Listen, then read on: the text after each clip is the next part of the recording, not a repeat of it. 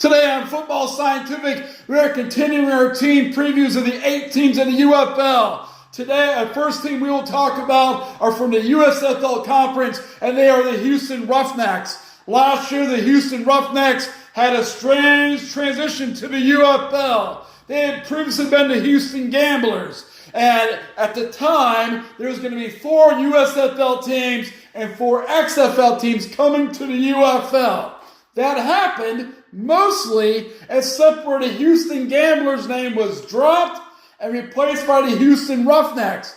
But the Houston Gamblers players and coaching staff continued in the UFL as the Houston Roughnecks. So the Houston Roughnecks became the Houston Gamblenecks. They're the Gamblers and Roughnecks put together. The Roughnecks logo and uniform, but the Gamblers on-field product. And that did not go well.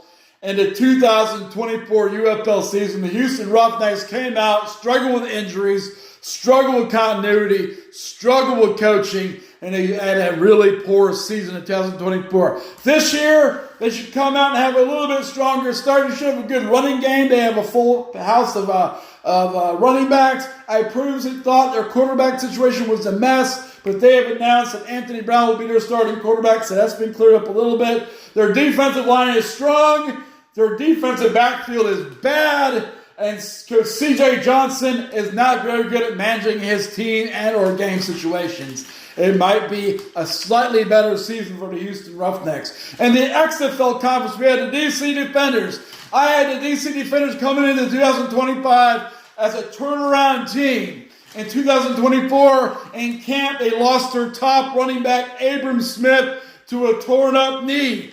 He changed the face of the DC Defenders. The DC Defenders based their offense on a power running game with the RPO action and play action passes, but they did not have a good running back to replace Abram Smith, and they struggled to move the ball on offense all season. They did play well at times. The nature of their offense and their defense, led by Greg Williams, keeps them in the game most of the time. They pound the ball, they play defense, and they try to come out and win the game at the end. It's a solid way to win pro football games.